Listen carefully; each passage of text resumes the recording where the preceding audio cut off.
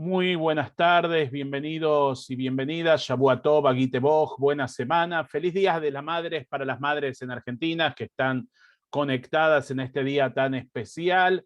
Quiero decirles que es lindo ver cómo en el chat nos vamos conociendo, nos vamos saludando y es un espacio de encuentro. Ahí veo a un gran amigo desde Israel, trasnochando, a Bemi Richter, que aprovecho para mandarle un saludo, no por el chat, sino a nivel personal también, a todos aquellos que nos están escuchando desde distintos lados, en Argentina, en Montevideo, Uruguay, y en Barcelona, en España, y también, por supuesto, los que están por las provincias de Argentina. Bienvenidos a todos. Tenemos, la verdad, una actividad extraordinaria esta noche para pensar y reflexionar. La actividad se llama Yeshayahu Leibovich y la antiética judía, reflexiones sobre el libro de Job. Como habrán leído en el flyer, Yeshayahu Leibovich es un pensador, un químico, filósofo y escritor israelí, ya fallecido, y tenemos la oportunidad de charlar con Emanuel Taub, investigador adjunto del CONICET, se dedica al pensamiento y la mística judía. Su último libro es La palabra y la rancia, para una filosofía de la in-existencia, Paidós, año 2021, un libro que sacó este año nuevito. Y vamos a inaugurar una nueva sección. Si te parece, Emma, ¿estás por ahí? Sí. Te podés desmutear y saludar. La nueva sección es quien pone el título, lo explica y da la charla, por supuesto. Así que te vamos a dejar el micrófono a vos para que nos saludes y ya comenzamos con la actividad. Las preguntas y comentarios las hacemos vía chat. A ver si está conectado Emanuel. Me parece que se nos desconectó. Ahora vamos a ver un segundito que...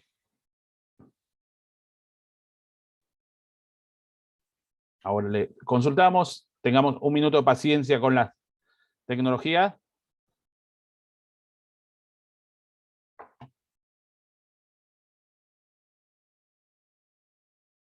Estábamos recién conectados con Emanuel probando y estaba perfecto, pero llegado el momento del debut se nos desconectó. Ahí le estoy escribiendo. Un segundito.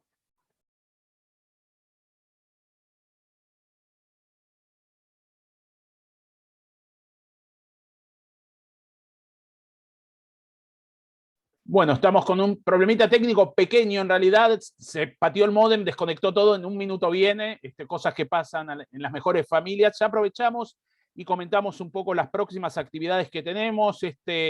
Jueves a las 21, jueves 21 del 10 tenemos a las 19 horas una actividad muy interesante. Va a ser la presentación de un libro, el diccionario bibliográfico y biográfico de músicos judíos exiliados en la Argentina durante el nazismo, desde el año 1933 a 1945. Son 2 tomos que también, si lo googlean, lo pueden encontrar. Es un libro de acceso gratuito y vale la pena poder leerlo quizás, o interesarse por estas actividades, por este libro y por esta investigación antes de la actividad. Desde la doctora Silvia Glosser, yo después voy a poner en el chat bien correcto el nombre para quienes quieran googlearlo, y van a estar participando. Desde Israel va a ser una presentación Leonardo Segman, un gran amigo de la casa. Va a estar Pablo Kogan, que es profesor titular de la Facultad de Filosofías y Letras de la Universidad de Buenos Aires, máster en musicología de la Universidad de Tel Aviv.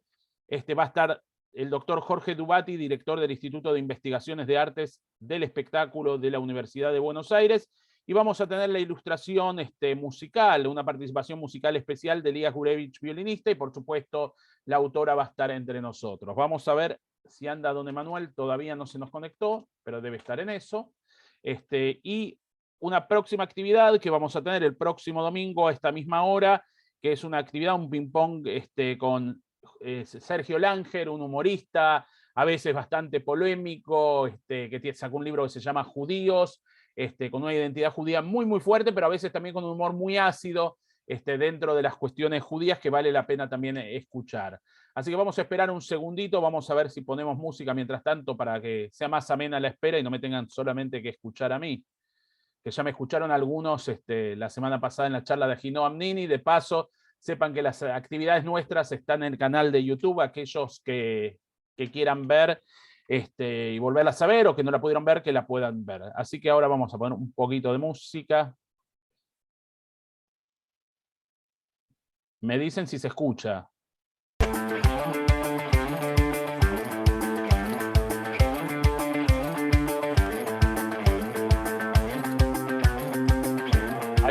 conectó Emanuel.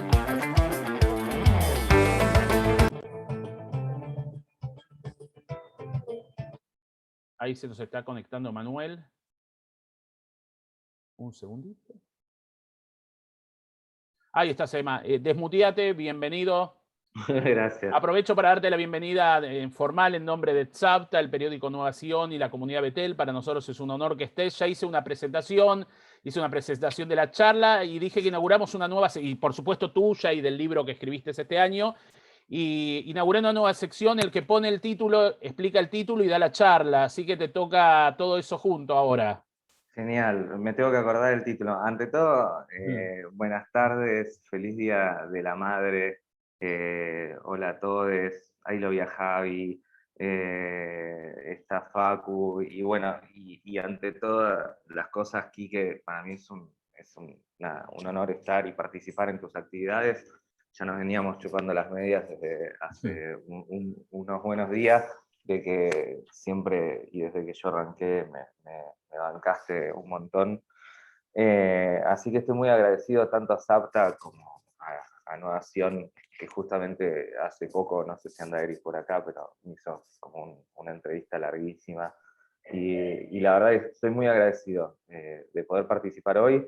Además está jugando River, podría quedar solo en la punta, y yo estoy con ustedes, o sea que les sumo más cosas por las cuales estoy feliz. Más pruebas de amor imposible, ¿no? Más pruebas de amor imposibles, o sea, cuando y recién llegado a Mar del Plata, que vamos a decir. Y se cayó recién toda la red, o sea, disculpen todo el caos, pero ya estoy acá. Emma, te digo el título, si querés te lo recuerdo. Yeshayahu Leibovich y la antiética judía, reflexiones sobre el libro de Job.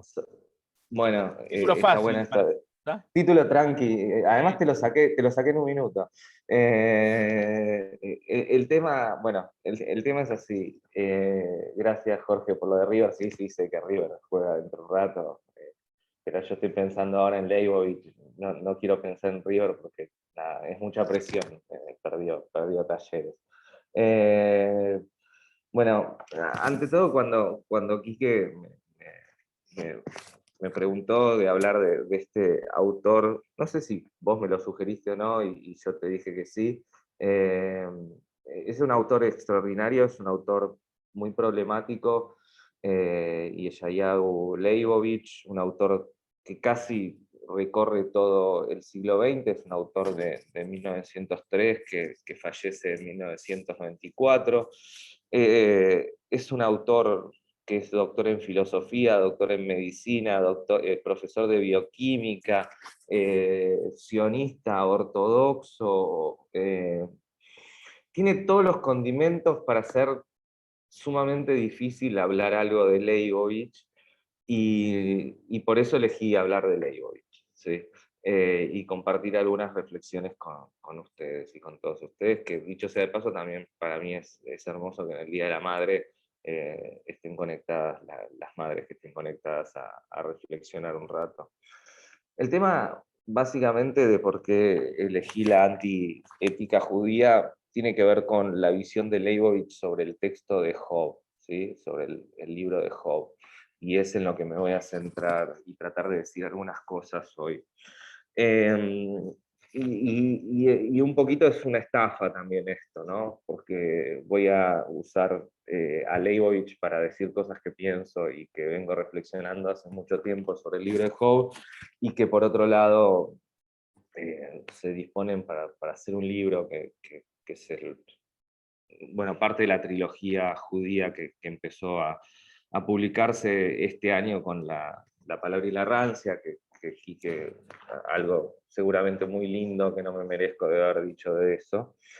Pero básicamente el libro de Job, y después voy a leer un pequeño fragmento de Leibovich para poder pensarlo junto a ustedes. Entiendo que el libro de Job es como algo así como el libro que le responde y que niega todo lo que el resto de la Torá dice, ¿sí? Y desde ahí la idea de la antiética judía, ¿sí? Y básicamente hay un gran tema que está en el fondo de las reflexiones, me voy a basar en un pequeño texto que escribió Leibovich sobre el libro de Job, que se llama, es un texto en 1974, que se llama El temor a Dios en el libro de Job. Pero básicamente lo que tiene este texto y las preguntas que se hace Leibovich es que además es maimonidiano y que además forma parte de toda la tradición del pensamiento judío y reinaugura algo, de eso también voy a decir, reinaugura toda una tradición dentro de la filosofía del pensamiento judío que tiene que ver con la práctica judía y el pensar judío, ¿sí? O sea, una tradición que ya viene de Maimónides. Entonces, para mí el elemento que está dando vuelta y con el que quiero comenzar este diálogo es básicamente sobre la capacidad de comprender, ¿sí? ¿Y cuál es nuestra capacidad de comprender? Y en ese sentido, cuando estamos hablando de Dios, cuando estamos hablando de un texto bíblico, la pregunta sería si debemos comprender todo o podemos comprender todo. ¿Sí? Me parece que esto es el eje de lo que Leibovich va a tratar de pensar y el eje de lo que yo quiero pensar junto a ustedes. Como espejo y como diálogo con el propio Leibovich, voy a partir de un pequeño texto anécdota de Martin Buber que se llama Samuel y Agag, que es un textito de 3 páginas en donde Buber se encuentra con, según él, un ortodoxo que le pregunta si cree en lo que pasa entre Samuel y Agag, ¿sí? O sea, Dios le dice al profeta que tiene que ir y matar todo un pueblo, ¿sí? No tiene que dejar ninguna persona viva, ningún animal vivo, y Agag es el rey de ese pueblo, y lo que hace básicamente el rey es llevarse las cosas de mayor riqueza, ¿sí? Y dejar vivo a Agag. Por lo cual, lo que ordena Dios es sacarle, ¿sí? El reinado a nuestro rey. Y lo que le dice el ortodoxo Buber es si él creía. Y Buber le contesta, yo creo que entendió mal, ¿sí? El profeta. Y el ortodoxo le vuelve a decir, ¿pero crees? Y Buber le dice, sí, creo, pero creo que entendió mal. Ah, bueno, entonces no hay problema. ¿Sí? Si crees, no hay problema. No importa si entendió bien, si entendió mal. Lo importante acá es que crees. Y Buber termina esa reflexión diciendo, nosotros tenemos la capacidad, y el pueblo judío tenemos la capacidad de escuchar a Dios, pero eso no quiere decir que lo escuchemos bien. ¿Sí? Eso no quiere decir que lo escuchemos bien. Y termina diciendo Buber, cada vez que tengo que traducir el texto bíblico lo hago con temor y temblor, ¿sí? Porque no sé si estoy traduciendo lo que realmente estoy entendiendo, ¿sí? Y en ese sentido, retomo ahora sí, voy a ir para Leibovich, dejándoles esta idea en la cabeza o en la mente, y es que nosotros tenemos la capacidad de escuchar, somos un pueblo de la escucha, pero eso no quiere decir que escuchemos bien, y menos aún que comprendamos bien lo que escuchamos. Me parece que ahí hay un punto que es fundamental sobre la capacidad de comprender y sobre todo sobre el libro de Job, ¿sí? Que esto es hacia lo que se va a dirigir Leibovich en su texto. Básicamente, el problema que tenemos con Job, y por eso lo llamé una antiética judía, me muero ahora por fumar, pero estoy en casa de mis padres y no puedo prender un cigarrillo en la cocina porque me van a cagar a patadas. Estoy respetando el Día de la Madre, estoy respetando a mi madre, pero estaría fumando así a 2 manos. Y no puedo caminar, no puedo fumar, es como tremendo esto. Los que me conocen saben que fumo mucho. Pero bueno, lo que yo entiendo y lo que me parece que es interesante es que en el libro de Job ¿sí? Se rompe con toda esa idea de que,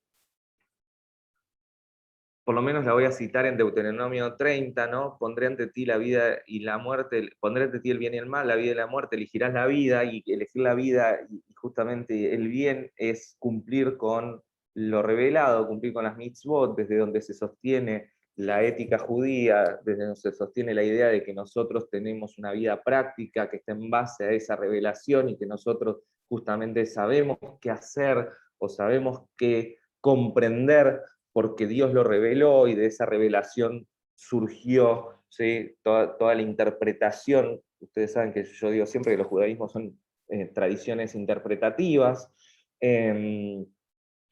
por lo cual la tradición interpretativa rabínica que construyó la ley y que nos dice qué hacer, y de repente aparece un libro como el libro de Job, ¿sí? En donde en teoría Job hace todo lo que tiene que hacer y le pasa lo peor que le puede pasar.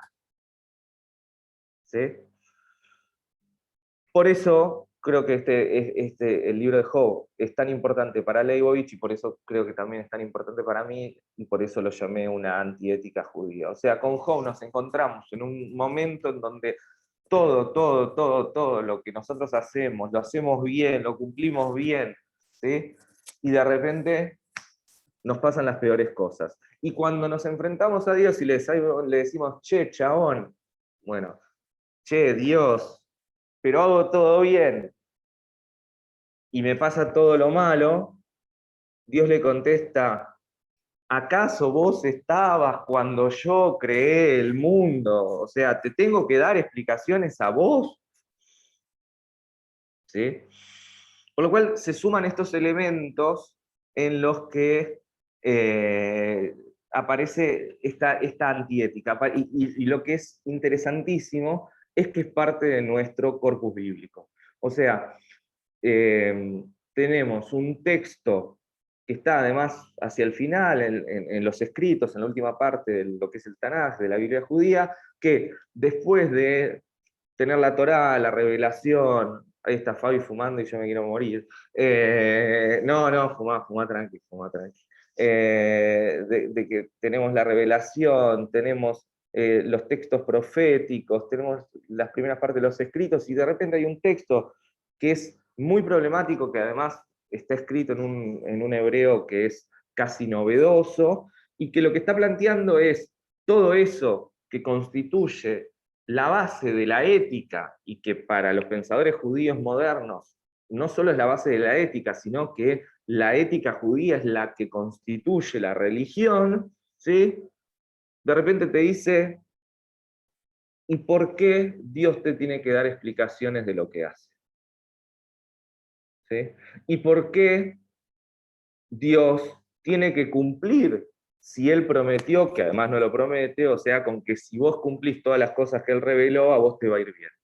Y me parece que esto está buenísimo porque también tiene que ver con una gran pregunta de nuestros filósofos judíos, que es ¿por qué sufren los sufrientes? ¿Sí? Que es tal vez una de las grandes preguntas de nuestro judaísmo. O sea, ¿por qué sufren los sufrientes? Y antes de responderlo con Leibovich, les voy a dar dos salidas más. Sobre todo porque como soy buen judío, o no el mejor de los judíos, yo la peor de todas, como Sor Juana, para una sola pregunta tengo por lo menos 3 o 4 respuestas. Y antes de llegar a la respuesta de Leibovich, quiero darles dos respuestas más. La primera es un cuento jasídico, ¿sí? Es un cuento jasídico, si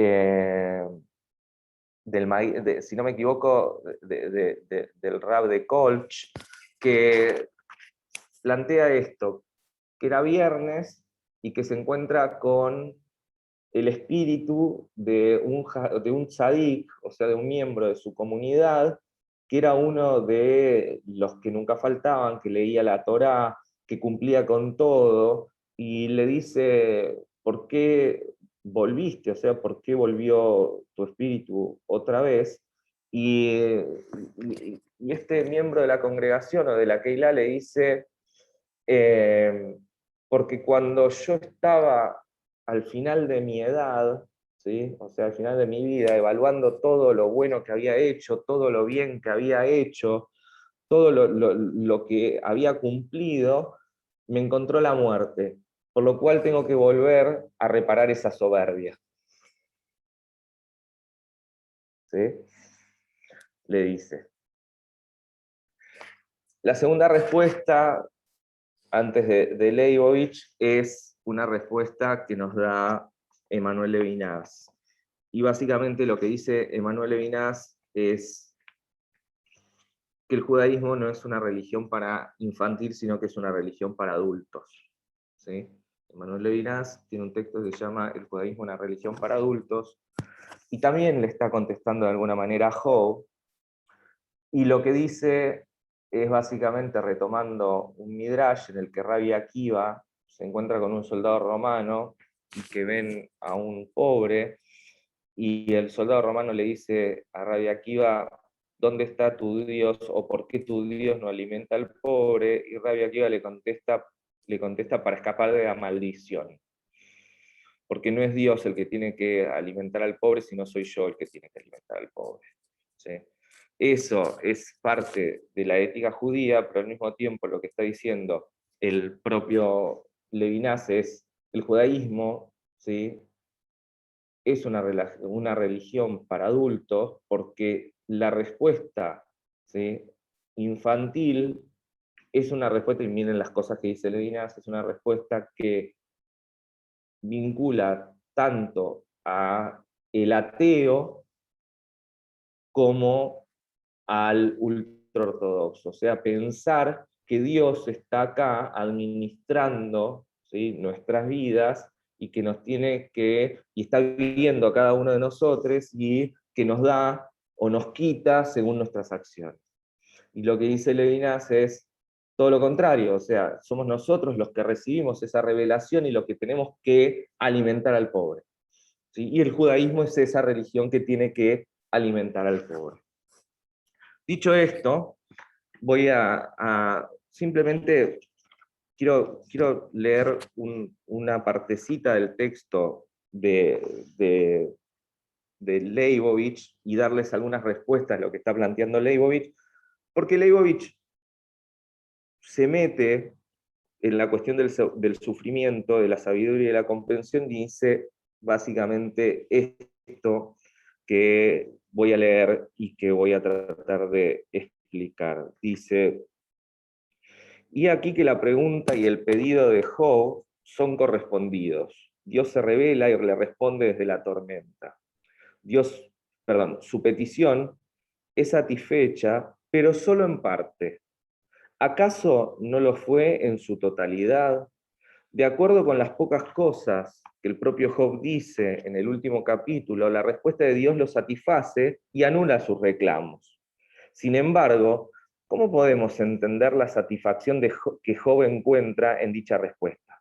De esta cuestión depende el hecho de que hayamos entendido con precisión el significado de la prueba a la que fue expuesto Job, así como el significado del libro en su totalidad. La respuesta que el autor pone en boca de Dios a lo largo de los últimos 3 capítulos pareciera que no viene al caso. No responde a la cuestión de dónde proviene la sabiduría, no se ocupa en absoluto de la cuestión del hombre y su destino, tampoco hace referencia alguna al problema de la justicia, la gracia, la recompensa y el castigo. O sea, Job le pregunta algo y Dios responde lo que se le canta, ¿sí?, el forro de Dios, ¿no? Que es como una parte, es como la parte de atrás de Dios que deja ver cuando pasa por adelante de Moisés, ¿no? Dice, presenta en cambio la realidad natural sin justificarla, al ser tal como es sin ningún juicio de valor, y al mundo cósmico y terrenal desde lo inanimado hasta lo vivo, ¿sí? Todo lo que le va diciendo Dios, ¿acaso vos estabas cuando yo creé el mundo? ¿Acaso vos estabas cuando yo hice esto? Todo lo que Dios le dice a Job, ¿sí? O sea, desde lo inanimado hasta lo vivo, desde lo espléndido y maravilloso hasta lo devastador y monstruoso que hay en él, en especial sus fenómenos monstruosos, sin sugerir propósito alguno de la maravillosa creación ni alguna secreta intención escondida detrás de la monstruosidad. Esa es la providencia del Creador y ello es lo que satisface a Job. ¿Sí? O sea, primero, ¿cómo interpretar? ¿Y por qué deberíamos interpretar bien? Y al mismo tiempo, ¿qué sería interpretar bien y qué sería interpretar mal? ¿Sí? Porque todo lo que leemos y todo aquello que recibimos es interpretación. ¿Sí? Y Dios se explica o revela como solo Dios quiere y puede y decide explicarse y revelarse o no. Si es que se trata básicamente de un saber o de una sabiduría divina que está tratando de expresarse. Por otro lado, esto que nos presenta Leibovich, y que me parece justamente fundamental, tiene que ver con dónde colocamos al ser humano en la relación con Dios. ¿Sí? Y me parece que lo que está diciendo Leibovich y lo que está trayendo Leibovich a nosotros, y que es muy actual de nuestros judaísmos, es si vamos a entender que la relación con Dios, con el mundo y con la naturaleza no es parte, ¿sí?, del antropocentrismo en donde nosotros en realidad somos los que hacemos hablar a Dios y queremos, ¿sí?, escuchar lo que nos gustaría escuchar de Dios, o en realidad realmente comprendemos, si algo podemos comprender, que no podemos comprender nada de Dios. ¿Sí? Que si nosotros le preguntamos a Dios, ¿por qué hiciste esto? ¿Por qué trajiste esto? Y Dios contesta sobre las maravillas del mundo, ¿sí?, sobre cómo lo creó, y no nos está dando una respuesta de por qué estoy sufriendo por las acciones cuando yo las cumplí, las hice como las que tenía que cumplir, no pasa nada. Yo tengo que seguir cumpliéndolas, o tengo que decidir no cumplirlas, pero no estoy dependiendo de la palabra divina para ver si voy por el buen camino o por el mal camino. ¿Por qué? Porque Dios ya reveló el que es su camino, o cuál sería el ideal de este camino. Si hay algo que nos está trayendo el libro de Job y Leibovich sobre esta pregunta y sobre esta antiética, tiene que ver con nosotros tenemos una revelación, tenemos pautas, pero el camino es humano, no es divino. ¿Sí? Y esa es la diferencia entre una religión para adultos y una religión infantil. Esa es la diferencia entre la soberbia humana y no la soberbia divina, porque no podemos decir ni que Dios es soberbio, ni que es bueno, ni que es malo. Como decía Uber, lo único que puedo decir de Dios es que Dios es Dios. ¿Sí? Entonces, me parece que es fundamental también de las propias complejidades y paradojas que presentan nuestros judaísmos, que el propio texto bíblico, después de Torá, después de Nevi'im, después de los profetas, tengo un libro pequeño, corto, complejo, que esté diciendo todo lo contrario al resto. ¿Sí? Porque eso es el judaísmo. Esa es la tensión judía, justamente. No tener un solo camino, no tener una sola interpretación, no tener solamente una forma de comprender la palabra divina. Porque yo puedo comprender de esa misma revelación que tengo que ir y destruir y matar mujeres, niños, ¿sí?, que en ese momento bíblico lo vemos muy alejado, pero hoy lo tenemos en nuestros fundamentalismos y fanatismos religiosos.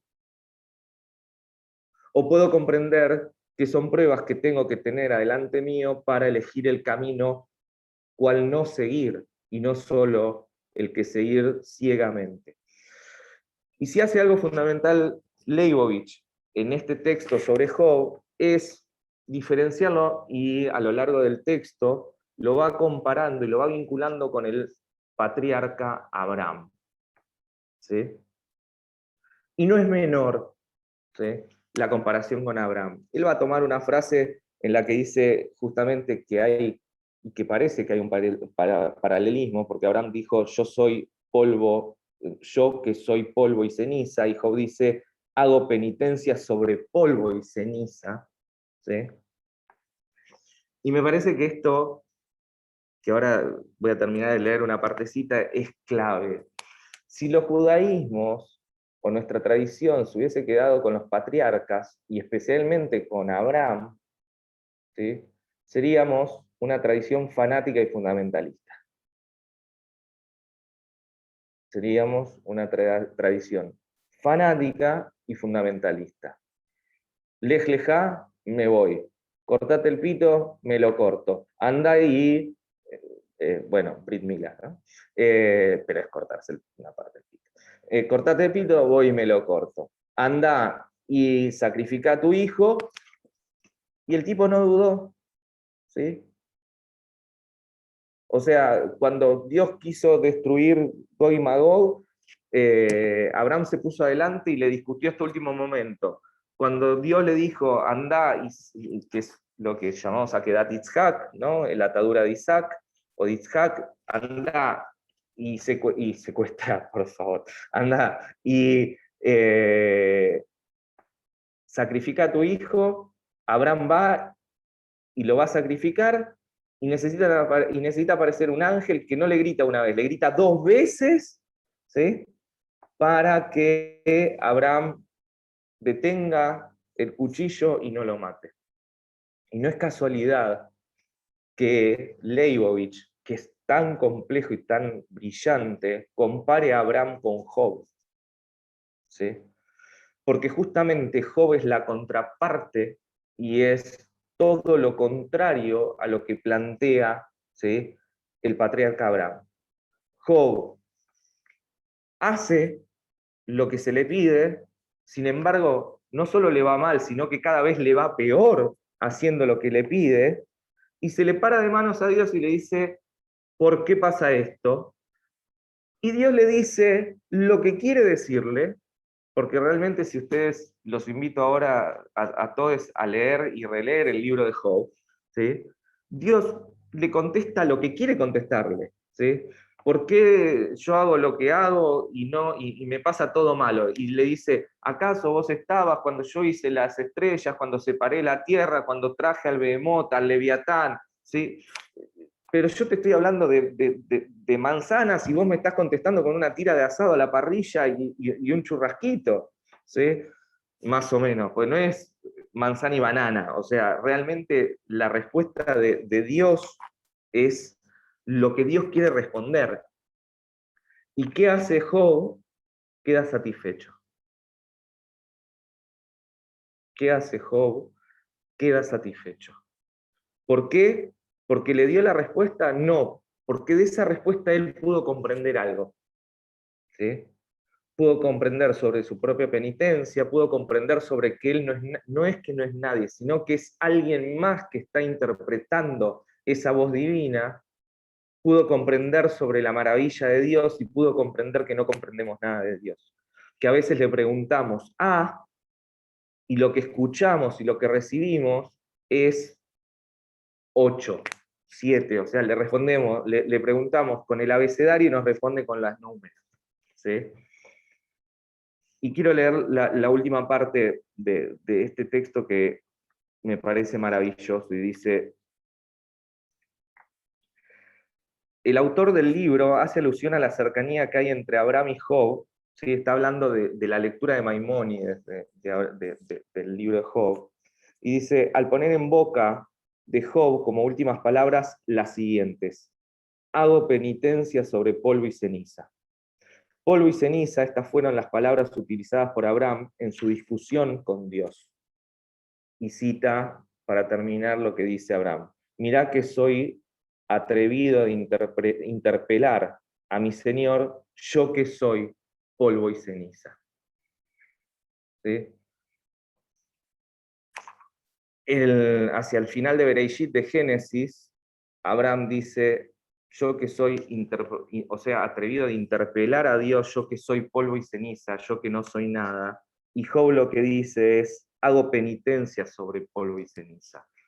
Lo que hay, la transformación que hay entre Abraham y Job, es que Job sabe de la humanidad del hombre y que más allá, ¿sí?, de que Dios no le responda lo que él quiere escuchar, o que él le pregunte cuando podría no haberle preguntado, él sabe qué camino seguir.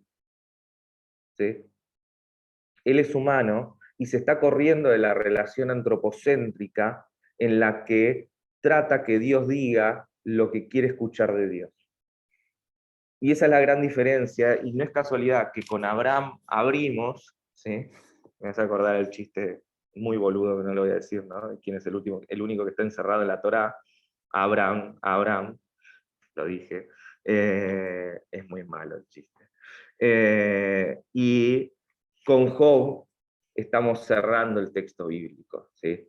Y esa diferencia, esa contradicción, esa tensión, marca también la importancia, ¿sí?, de la comprensión y cuáles son los niveles de nuestra comprensión para nuestro judaísmo, ¿sí? O sea, si vamos a escuchar a Dios, o vamos a tratar de comprender a Dios como una palabra y como una forma, y lo transformamos en una forma de actuar fundamentalista y fanática,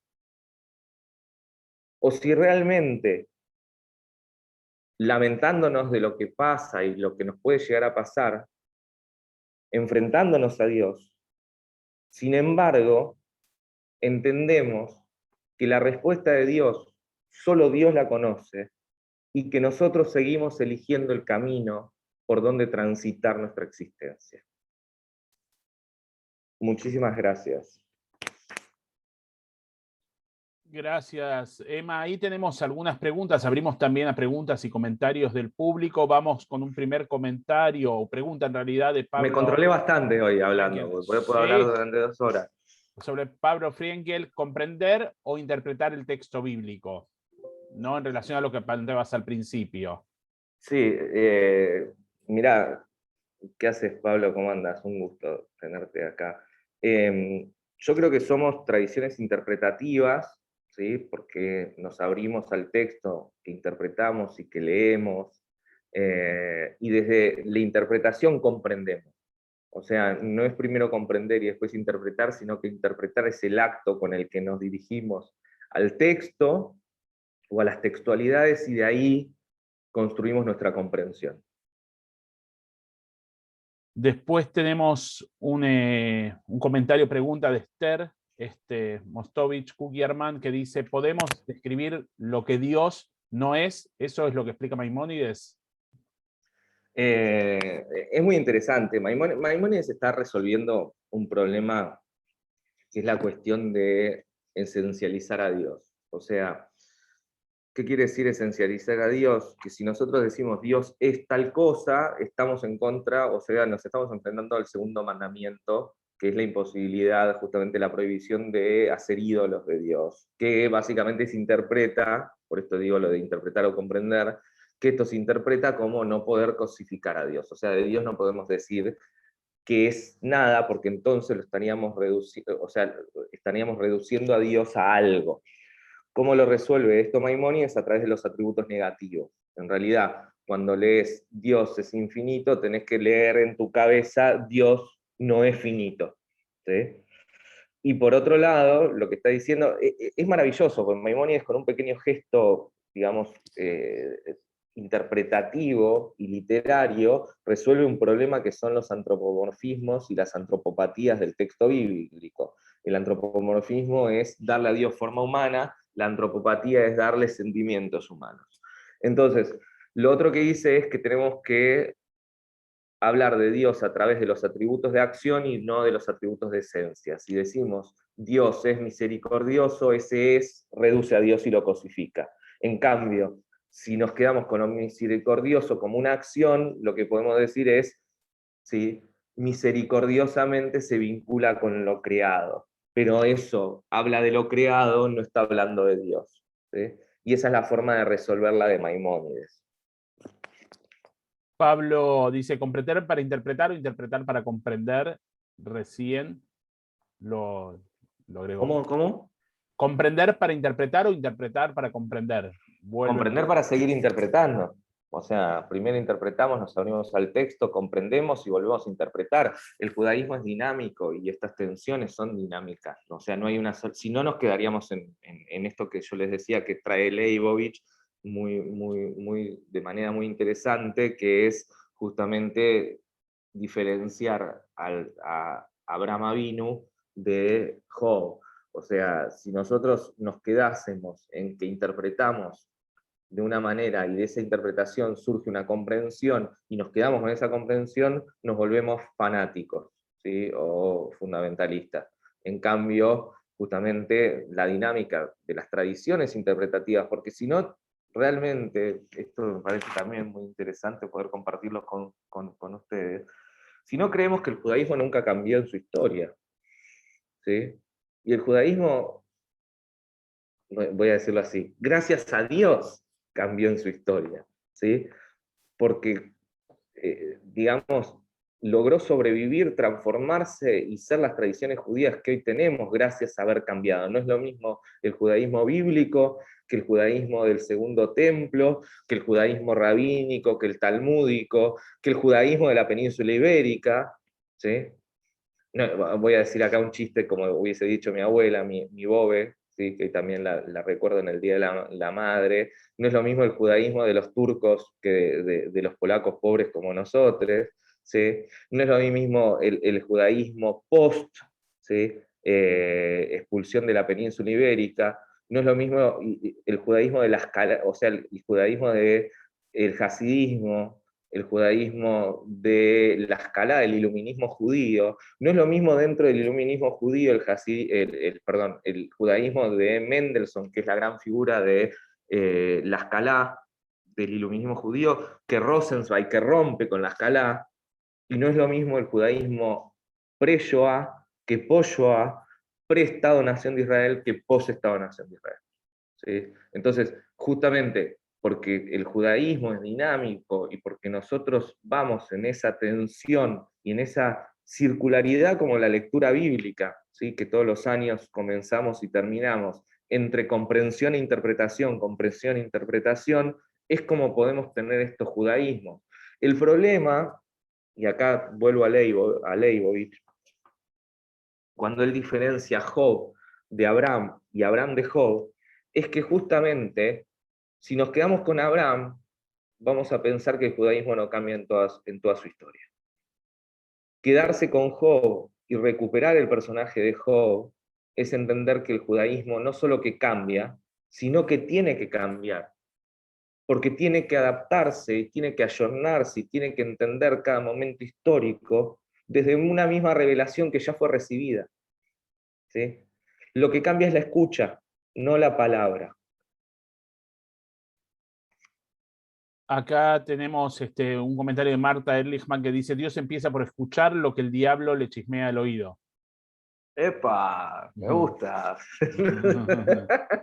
No sé, es lo mismo que decía recién, depende qué tradición interpretativa, ¿sí? O sea, si yo tengo que contestar esa pregunta que no sé, Marta, ¿no?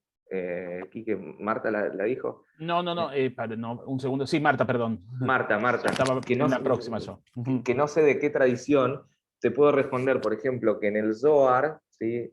O sea, eh, digamos, el punto máximo del esplendor de la mística judía, de la Cábala, lo que dice en realidad es que el diablo, primero, que los ángeles, incluyendo a Samael o Satanael, no son ni buenos ni malos, porque nosotros no sabemos sobre el bien y el mal en esa dimensión, porque nosotros tenemos del bien y del mal después de la revelación sinaica, ¿sí? Por lo cual tenemos una ética, por lo cual los ángeles no son ni buenos ni malos, y lo que dice el Zohar es que Samael, o Satanael, o Satán, o Al Pacino en Pacto con el Diablo, ¿sí? Creo que, o algo así, no me acuerdo cómo se llamaba, lo que hace es revelarse a Dios porque no le gusta que Dios haya ninguneado a los ángeles en el momento de crear al ser humano. Entonces, para revelarse a Dios, lo que hace este ángel rebelde es bajar al Gan Edén, buscar una serpiente, convencerla de que le dé de comer del fruto del árbol del conocimiento, el bien y el mal, a Jabá, a Eva, y ahí arranca la historia. O sea, miren lo maravilloso que es este relato del Zohar, que no solo nos completa un gap, un agujero que teníamos, y es por qué la serpiente de repente, ¿sí? O sea, ¿qué le agarró a la serpiente para tratar de convencer a Adán y a Eva, o a Eva, o a Jabá de comer del árbol, del fruto del árbol del conocimiento? Y dice, en realidad la convence este ángel que se revela de Dios, pues está enojado de Dios, pero no es contra el ser humano, es contra Dios, porque en lo humano inaugura la historia, porque en el momento en que Adán y Jabá, ¿sí? O Jabá y Adán, comen del fruto del árbol del conocimiento del bien y del mal, y saben de qué, de su finitud, y ya no pueden comer del árbol de la vida, entonces tienen que salir del Gan Edén y empezar la historia. O sea, eso que para nosotros o para Dios es un desastre, ¿sí? Porque, y que el Zohar lo trae a través de la figura de este ángel que cae, este ángel que se revela, para nosotros es justamente el inicio de la historia humana. Acá Esther Mostovich, que era la pregunta que estaba Kugierman, estaba ya en la siguiente, para seguir el orden, dice, para entender a Job necesitamos poner sus problemas en escala más sencilla en la que nosotros nos podamos colocar.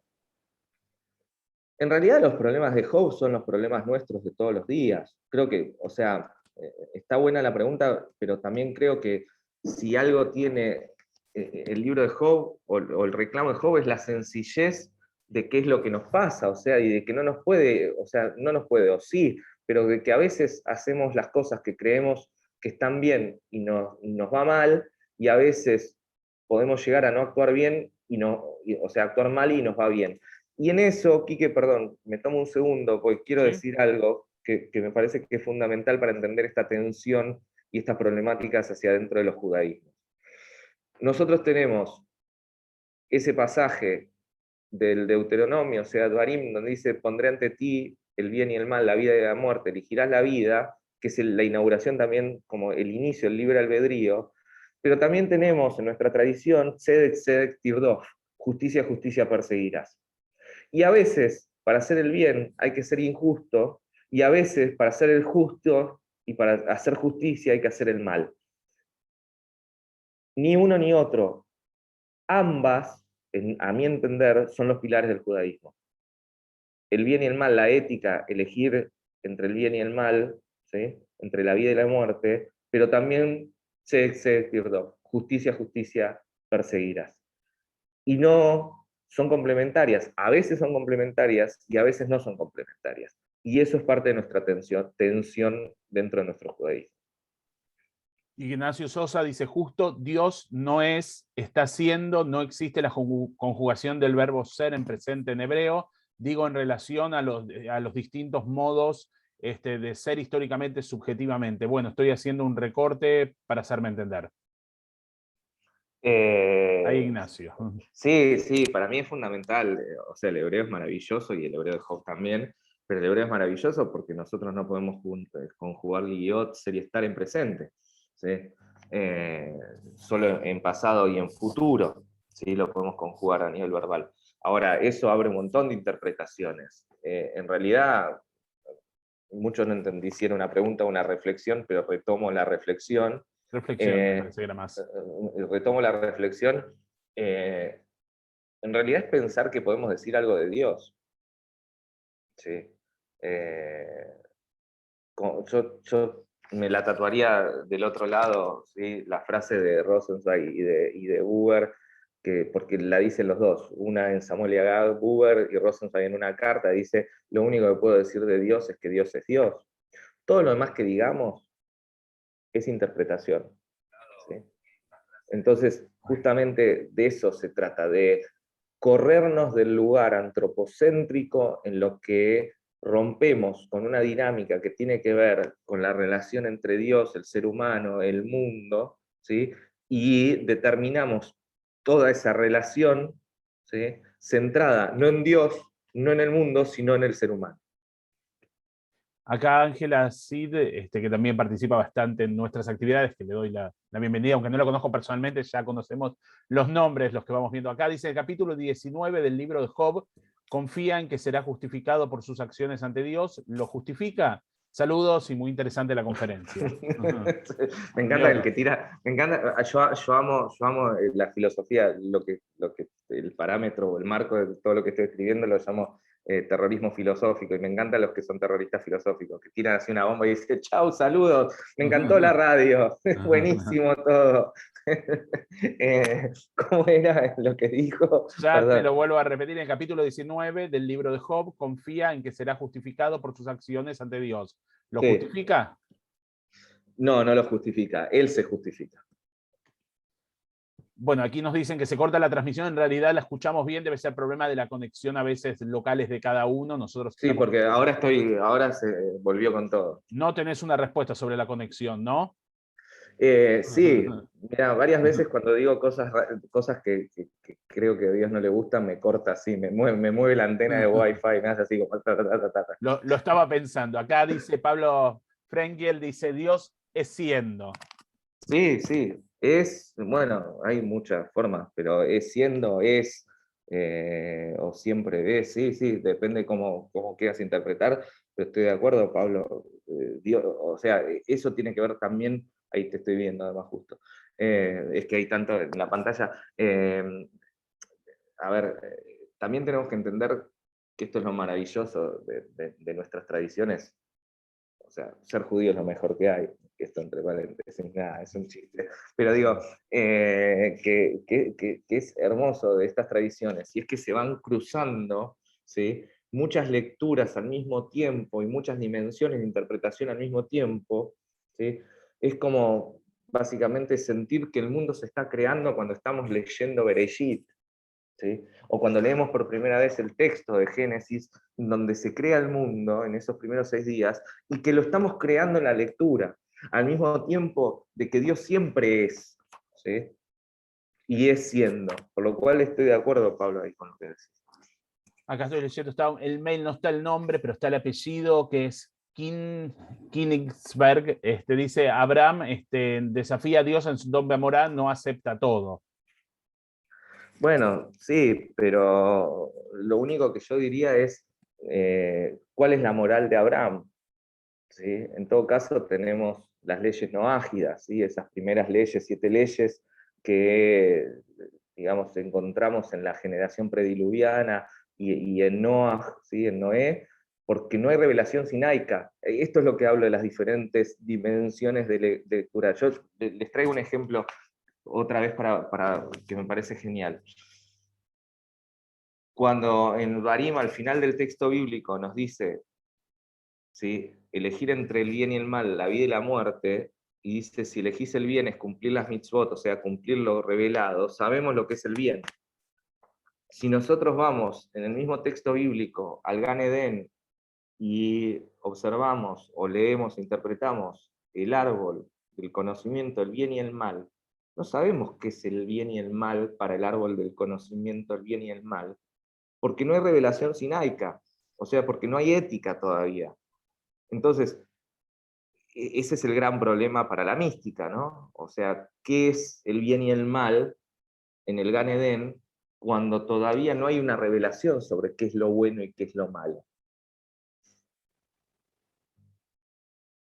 Aprovecho para hacerte yo una pregunta, si surge alguna otra del público, por supuesto, le damos la prioridad siempre al público, le tratamos de dar a la gente que está del otro lado de la pantalla. ¿Cómo era visto Leibovich por sus colegas ortodoxos, ¿no? No en el campo académico, ¿no? En el de la práctica religiosa, porque él se consideraba alguien religioso o era alguien religioso, sin lugar a dudas? Sí. No, a ver, es una buena pregunta, Quique. O sea, es un personaje, creo que fundamental del pensamiento judío y no muy transitado en nuestro país o en nuestra lengua, porque como ortodoxo, o sea, a ver, ¿qué sería como ortodoxo? Como practicante, ¿sí?, de la ritualidad judía, era un temeroso de Dios, ¿no? Ahora, también era capaz de escribir sobre estas cuestiones y poner a Job de alguna manera por sobre Abraham. ¿Sí? Y además mover mucho los pisos, ¿sí? y hacer pensar mucho. Me parece que lo que muestra Leibovich y lo que al fin y al cuenta entendemos biográficamente con Leibovich es que eso es judaísmo también. ¿Sí? O sea, justamente poder tener una vida, llamémosla ortodoxa, y al mismo tiempo ser un revolucionario o un rebelde pensando la tradición judía. Acá el doctor Sergio Garfinkel de Rosario también saludamos, dice, bueno, más allá de la conexión local, que es un problema de la conexión local, Dios es el cosmos, por ende es el infinito, energía, eso, que dice del paraíso y del Edén, que no tiene límites y es universal. No hay diversos dioses, hay uno solo. Tengo la carita de Monchi, no, o sea, a ver, sí, lo que pasa es que ahí volvemos a esto, ¿no? Que es la figura de Leibovich. Era un chiste, ¿no? Lo del emoji, pero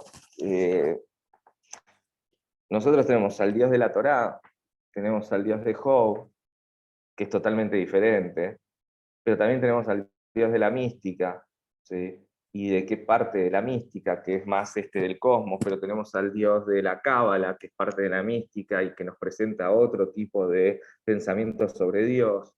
Por lo cual, digo, no es que Dios cambia, lo que cambiamos es nuestra interpretación sobre el mismo texto, porque esto es lo que digo siempre, si nosotros agarramos la tradición mística, ¿sí?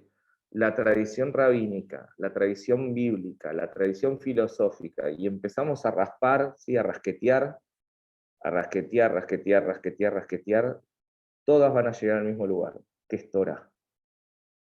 ¿Sí? Porque Torah es el punto de inicio. Y además de decir Torah, es decir, un texto, ¿sí? Una textualidad, una narrativa que pasa de la oralidad al texto recién, ¿sí? En lo que es el menos uno y más uno digamos, de nuestro calendario cristiano, o sea, para el cristianismo, si ponemos el cero. Por lo cual, estamos hablando de un texto que fue una tradición oral y que pasó a esta textualidad y que nosotros entendemos que todo se basa en esa textualidad, pero además hay que llegar a esa textualidad porque todo lo anterior es una tradición oral. Bueno, esos mindsets, ¿sí? Esos mahloket, eso es el judaísmo. Esas tensiones son el judaísmo. Aquí Sami, Shmuel, me lo hace difícil porque lo hace en hebreo, dice, y con algunas letras complicadas que se le colaron ahí en el medio, dice, yo entiendo que vos sabés que toda oración de la Torá tiene ciertas interpretaciones por lo menos, ¿no? Hace un comentario. Fabiana Sí. Blanco pregunta qué quiere decir, qué quiere decir entiendo a Leibovich que era temeroso de Dios, si lo podés explicar. No, que era un ortodoxo, o sea, temeroso en el sentido de Kierkegaard, o sea, no de miedo a Dios, ¿sí? De temeroso de cumplir con la ritualidad y con los preceptos. Perdón, Fabi, dije temeroso de Dios y no lo expliqué. Y Ignacio Sosa dice, ya que el tema es también el bien y el mal, me salgo un poco del tema de Job. ¿Qué quiere decir Dios cuando le dice a Noah, que nunca más va a destruir el mundo porque el hombre está inclinado al mal? ¿Cómo lo dice el texto en hebreo? ¿Por qué en castellano dice está inclinado al mal desde el niño? Y en otra traducción en castellano dice desde la adolescencia, lo cual la traducción me hace sonreír. La verdad es que no tengo el texto bíblico acá para ponerme a chequear ahora, lo puedo chequear y responder, pero sí me lleva directamente a esto que decía Levinas entre una religión infantil y una religión para adultos, y es que necesitamos comprender las interpretaciones para poder llevar adelante nuestro judaísmo, si no vamos a estar creyendo siempre que Dios decide cuándo nacemos y cuándo morimos, y que nos va a dar cosas buenas si hacemos cosas buenas, y nos van a pasar cosas malas si hacemos cosas malas. Yo creo que la complejidad de la vida es mucho más radical que eso, que esa es la visión simplista, o como dice Levinas, la visión, ¿sí?, del ateísmo o de la ortodoxia. Por otro lado, también me gusta, porque el otro día no me acuerdo dónde está, sí, con los rabinos con los que les estaba dando clase, estábamos en una discusión y me decían, porque de repente escuchás que te dicen, bueno, y hasta Noé era judío. No, Noé no era judío. ¿Sí? No es judío, no hay judaísmo todavía, también eso hay que tener en cuenta. ¿Sí? Hay toda una generación prediluviana que no es judía, más allá de que el texto en sí es el suelo sobre el que caminan los judaísmos. ¿Sí? Pero hasta Abraham no hay algo así como una idea de judaísmo. Ahí Sergio Garfinkel retoma, bueno, si te confundió, Ay, me dice, asusté, Sergio. dice te confundí, Sergio Emanuel, ¿no? Bueno, espero que no se haya confundido. Te hago otra pregunta, ¿no? ¿Cómo ves vos al día de hoy si crees que la ortodoxia hace una interpretación constante del texto y si no hace una relectura, ¿no?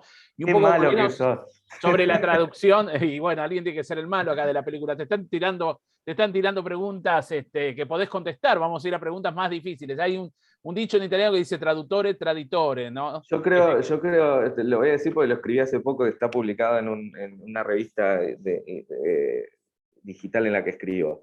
Yo creo que las ortodoxias son religiones sin Dios. Si querías una respuesta heavy, ahí te la devuelvo. ¿Querés contar un poquito más? Sí, porque básicamente están, o sea, lo que plantean es una sumisión a la ley, y cuando vos sos sumiso a la ley, Dios desaparece.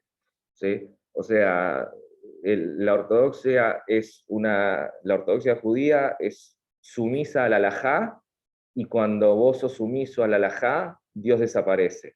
Porque justamente la revelación divina que la encontramos en el sentido de la Torá, es una revelación que se puede interpretar y que se puede llevar tiempo, ¿sí? Que se puede llevar a cada generación y darle una nueva interpretación. Cuando vos bloqueás y dejás de interpretar y sostenés tu vida en una interpretación para un judaísmo determinado, particular, de un momento histórico, con determinadas características sociopolíticas, culturales, que es justamente, por ejemplo, el Shulchan Aruch, ¿sí? Escrito además por un místico, que es Joseph Caro, entonces empezás a vivir como entre el siglo XV y XVI, ¿sí? Y dejás de interpretar aquello que tenemos, que es lo interpretable, que es la revelación divina y que la tenemos en forma de Torá, para poder hacerla parte de nuestra vida en cada momento histórico. Entonces yo creo que, y esto se extiende no solamente al judaísmo, toda ortodoxia,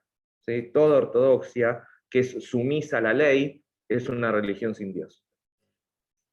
Lo que refería a traductores, se decía que los traductores traicionero también, y también es una forma de interpretar y también es una forma política, muchas veces en respuesta un poco también a lo que Ignacio decía, que hay que tener cuidado con las traducciones, porque también era esto justamente lo que uno entiende del texto, y el texto es bastante amplio. Así como hacemos Sí, por favor. Sí, no, Quique, pero hay algo, mirá, y me pongo o sea, y respondo con el Rambam, o sea, con Maimónides. Maimónides mismo dice que la Torá es tan universal y no se mete en detalle en las cuestiones para que pueda, porque es el único texto, yo lo traduzco y lo traiciono así. Yo entiendo que la revelación bíblica, o sea, lo que llamamos Torá, es el único texto que nos interpela siempre en presente. ¿Sí? La Torá es el único texto que nos interpela siempre en presente. O sea, no estamos, cuando leemos la Torá, no estamos leyendo si le golpeaban la cabeza contra un lugar o no, estamos llevando esa interpretación a nuestra vida actual. Es el único texto que nos interpela en presente. Entonces, justamente, esto basándome en Maimónides, que decía que la Torá no se mete o no encontramos detalles puntuales, excepto algunas cuestiones, porque es un texto tan universal que vos lo podés llevar a cualquier época para interpretar y construir una forma de vida desde esa interpretación. Y esa es mi respuesta a las ortodoxias, no solo judías, de cualquier, especialmente judías, pero de cualquier digamos, forma de religión. O sea, cuando se basan, porque pierde el sentido de la interpretación, ¿sí? Porque dejas de entender que justamente nuestras tradiciones son interpretativas, entonces bloqueas la interpretación, y cuando vos bloqueas la interpretación, desaparece Dios. Te voy a hacer una pregunta, ahora seguimos con la del público porque va en línea de lo que preguntaba antes, así como había una de cal, ahora vamos con una de arena, que tiene que ver con una frase que a mí me gusta que dice el escritor israelí Amos Oz, que en realidad parece que es de la hija, porque la hija Fania me dijo acá que era de ella, pero bueno, no podemos probarlo porque ya Amos Oz no está en la tierra, ¿no? Decía Esa que el es buenísima, judaísmo... como la dije yo. Ah, la dije yo, y no hay como contradecirla, que dice que el judaísmo, más que una línea de sangre, es una línea de texto. ¿Qué pasa con ese texto que se pierde también en las corrientes laicas? Así como decís vos que la ortodoxia es un judaísmo sin Dios, hay un laicismo, hay un judaísmo, por ejemplo, en Estados Unidos, que ya se define un judaísmo sin judíos, un judío sin judaísmo, ¿no? ¿Qué pasa con ese texto que se pierde también en sectores? O sea, por más laico que te consideres, si, aunque seas lo más laico posible, o sea, como los israelíes, ¿no? Pero por más laico, ya que estaba, tenía que pegar ahí, pero digo, por más laico que te consideres, si te consideras judío, el texto habita en vos, aunque vos no habites en el texto. Bueno, aquí dice, bueno, Edith dice brillante por la frase, Sergio, bueno, los extremos fanáticos dogmáticos son así, como bien vos relataste y definís. Pablo, interesante, ahora hace una pregunta, ¿qué le respondés a los que dicen que Dios es la ley? Que es una interpretación posible de lo que es Dios, pero justamente es lo que dije antes, o sea, cuando vos entendés que Dios... Pero digo, esto es tan complejo y tan interesante, que el que dijo también que Dios es la ley, es Mendelssohn, ¿sí? Para justamente que el judaísmo entre en la modernidad, o sea, no hablo solo de ortodoxia, hablo de la escalá, ¿sí? Entonces, ¿y qué responde Buber después? Es, el judaísmo dice, lo peor para el ser humano es la religión. Y vos te quedás pensando y diciendo, che, pero what the fuck, ¿no? En arameo. Sos Buber y me estás diciendo que lo peor para el ser humano es la religión. Sí, es la institucionalización. Entonces, y es la institución. Y creo que ahí es donde hay que dividir institución de religiosidad o religión de religiosidad, institución de espiritualidad. Y me parece justamente que esto que recién me preguntabas, Quique, que alguien preguntaba, es esto. O sea, cuando vos decís que Dios es la ley, es justamente el momento en donde religiosidad se vuelve religión, o sea, institución. Y en la institución, ¿sí?, terminamos siendo oprimidos, porque a la larga siempre la institución oprime a los que están debajo. Javier Berenstein habla acá de si Dios mismo se contrajo para destotalizar, ¿no? El tema del Tzimtzum, ¿no? Si querés hablar algo, contar algo un poco No, para... yo puedo hablar un montón, puedo hablar horas, doy clase de mística, pero Sí, digo, invítame a una de Tzimtzum y armamos una de Tzimtzum. ningún problema, En pero algo, tirá unas líneas de adelanto, no te sí, escapes. no, yo no, nada, por ahí no, yo soy hincha de River, no tengo el pecho frío, así que escaparme nunca. Ahí lo veo a Facu riéndose. O sea, después de mi papá, Facu es el bostero que más quiero en el mundo. Así que es lo único que tiene, que no lo hace perfecto. Pero bueno, a ver, la interpretación del Tzimtzum, para explicar un poco, ¿no? De que Dios se contrae, si Dios es una totalidad, tiene que contraerse para que pueda salir algo de sí mismo, que lo que sale de sí mismo es sí mismo, ¿sí? Como una, digamos, como una exterioridad, y después desde ahí va a crear. Esto es la visión, digamos, fundamental de la cábala judía, de cómo se da la creación, ¿no? Cómo se da el mundo sefirótico, o sea, cómo se dan las emanaciones divinas y cómo desde ahí se crea los diferentes mundos hasta llegar al mundo material. A ver, pero también tiene muchas metáforas, y creo que la metáfora más importante, o una de las metáforas que podemos tomar como una enseñanza, que es esta, es que o sea, cuando algo es todo, entonces no hay espacio para ninguna otra cosa. Lo voy a llevar a la ética para que sea más fácil. Levinas decía que la relación con el otro nunca puede ser simétrica, sino que tiene que ser asimétrica. Y retoma esa frase que justo hoy, el Día de la Madre, pues mi vieja me lo decía mucho, que es ponete en el lugar del otro. Y Levinas la retoma y dice, si yo me pongo en el lugar del otro, el otro desaparece. No nos podemos poner nunca en el lugar del otro, sino justamente comprender el lugar del otro. Porque si vos te pones en el lugar del otro, el otro desaparece. Que es diferente a no le hagas al otro lo que no quieres que te hagan a vos mismo. ¿Sí? En realidad, cuando nosotros salimos a la relación con el otro, nunca es simétrica, sino si es simétrica no hay responsabilidad. ¿Sí? Es lo que Levinas llama pura ontología. Yo soy yo y él es él. En cambio, si nosotros, ¿sí? El judaísmo es una relación siempre asimétrica, mía, o sea, del yo hacia el tú y del tú hacia el yo. ¿Por qué? Porque yo ante todo soy responsable de ese otro y ese otro es responsable de mí. Para que haya responsabilidad, vos no podés estar simétrico, tenés que estar asimétrico. Y es esa, y lo resumo en eso, si vos te pones en el lugar del otro, el otro desaparece. Acá Miriam Schwartz dice, qué linda frase, chapó, bravo. Si podés, Miriam, porque me lo mandaste en privado, decir cuál es la frase y si querés escribir en público. Fabiana Blanco dice, entonces, en la ortodoxia, ¿Dios dejaría de ser siendo o es una forma de fundamentales? No, bueno, eso, Fabi, básicamente lo que deja de existir es la libertad de interpretación, ¿sí? Porque reducís a Dios a la ley, y cuando reducís que esto, ¿no?, a la institución, desaparece digo, no solo lo de ser siendo, cualquier forma de interpretación espiritual o de religiosidad o de experiencia extática, teosófica, porque básicamente vos reemplazaste la ley por Dios, a Dios por la ley. Acá Esther dice, ¿en el Talmud también los rabíes hablan en tiempo presente o no? Pregunta. No, no, hablan en todo, o sea, no. La respuesta sería no. Lo que tiene el Talmud de interesante es que es un texto atemporal, por lo menos como está configurado, ¿no? Que es parte también de las temporalidades o las no temporalidades judías, porque justamente de repente vos ves una discusión sobre un X problema y cuando vas a investigar un poco están discutiendo una escuela rabínica del siglo II con una del siglo III, con una del siglo IV, porque no importa quiénes están discutiendo, lo que importa es sobre qué se discute.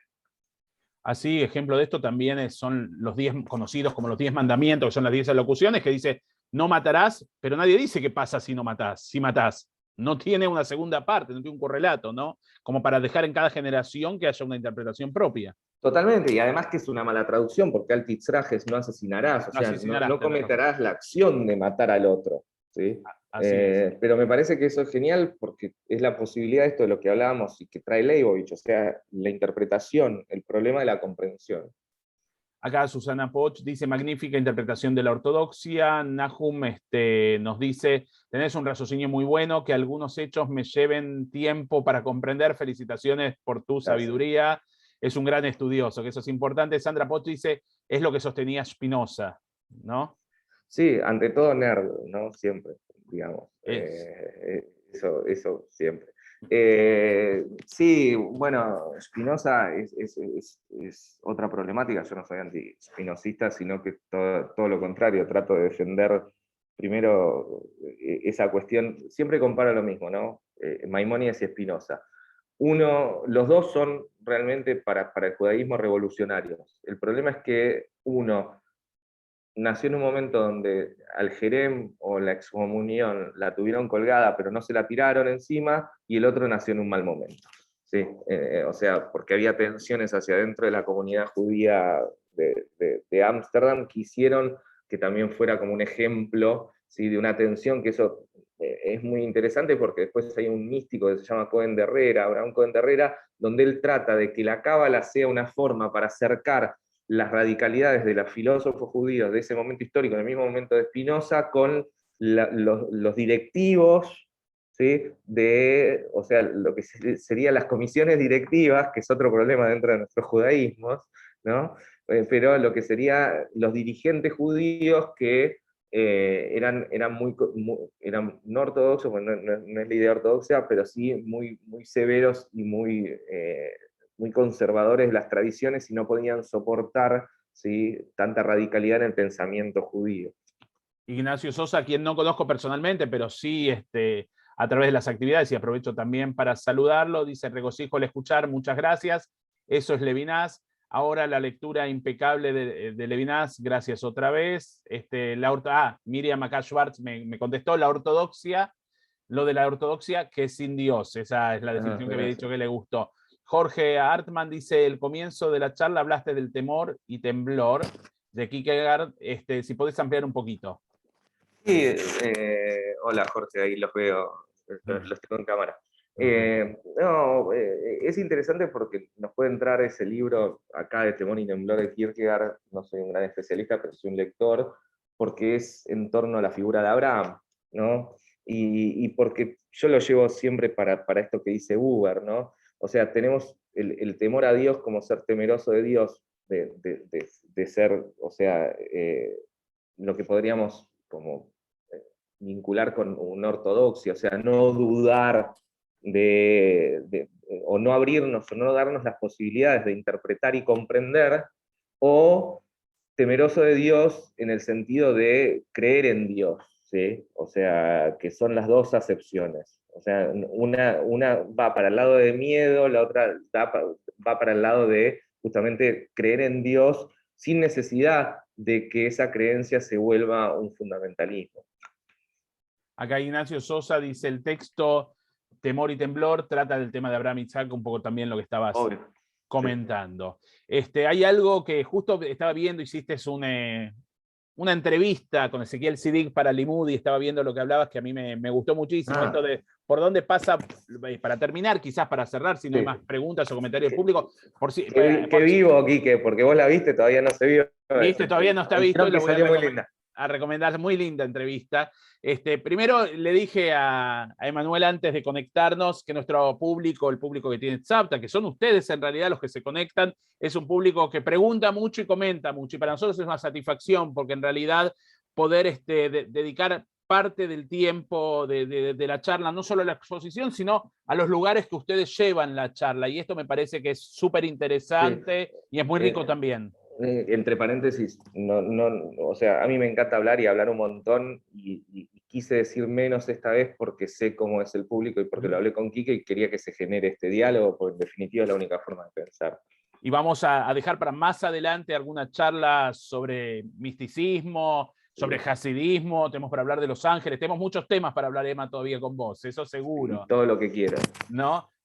Bueno, acá Jorge Hartmann dice: gracias. No, perdón, Quique, te interrumpí. Lo otro que ibas a decir en entrevista, que me ibas a decir. Ahora lo voy a decir para terminar, pero quiero leer los agradecimientos. Acá Jorge Hartmann dice: gracias, muy interesante. Jorge Irruti, Breña dice: excelente tu exposición, gracias Emanuel. Flora dice: muchísimas gracias, muchas gracias por todo lo que aprendo con ustedes. Para mí es importante también dar el agradecimiento, porque todos nuestros expositores son voluntarios, dedican tiempo para esta charla, pero sobre todo lo que nos pone más contentos y orgullosos es que se dedican a estudiar los temas en profundidad, y para nosotros dar la posibilidad de acercarlo y que ustedes los conozcan y que puedan googlear sus nombres, acceder a textos, libros y demás, es un gran incentivo para seguir haciendo este tipo de actividades. Y una de las preguntas que te hizo nuestro común amigo Ezequiel Sidig es ¿cómo vos vivís tu judaísmo, ¿no? Entre tantas estas cosas, porque te vemos que tenés un conocimiento, preguntarte si practicar o no practicar, y demás, ¿cómo vivís tu judaísmo? Acá agradezco solamente, último agradecimiento, gracias Emanuel por ayudarme a pensar, abrazo, Pablo Frenkel. No, gracias a vos, Pablo. Bueno, lo bueno es que no puedo dar la misma respuesta hoy que la que hubiese dado hace 3 años cuando estaba en el rabinato, o hace 10 años cuando estaba en otro lugar, en la universidad.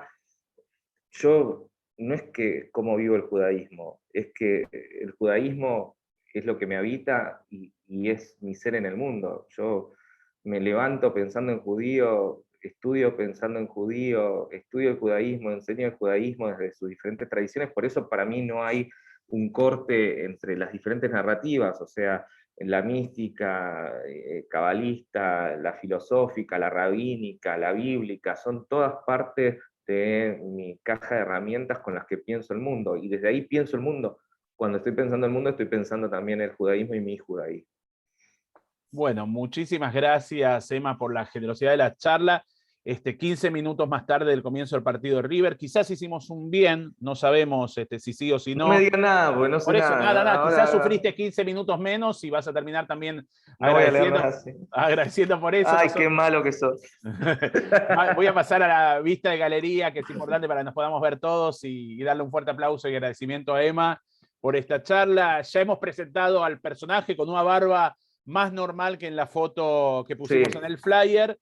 Debo decir, y la oportunidad de tenerte en esta primera charla, seguramente vendrán otras cuando quieras, que vale la pena, ¿está? Emma, así que te comprometemos. Sí, no sé por qué hago así también. Gracias a todos ustedes por estar, gracias Jorge por el 0-0 de River, así no me pongo tan mal. No, y feliz Día de las Madres, que terminen su día de la forma más maravillosa y disfruten porque es algo hermoso. Y bueno, y Jorge, Quique, sabes que te quiero mucho y que contás conmigo siempre para todo. Lo mismo, felicidades para tu madre, que llegaste a Mar del Plata y lo primero que hiciste es venir a dar la charla. Todavía no la abrazaste bien. No, así que bueno, andá a disfrutarla. Un abrazo grande, muchas gracias a todos y que tengamos una buena semana. Recuerden, el jueves tenemos la actividad a las 19 horas, la presentación del libro sobre los músicos exilados en la época del nazismo aquí en la Argentina. Así que bueno, muchas gracias, los esperamos. Chau, Yabuató, buena semana.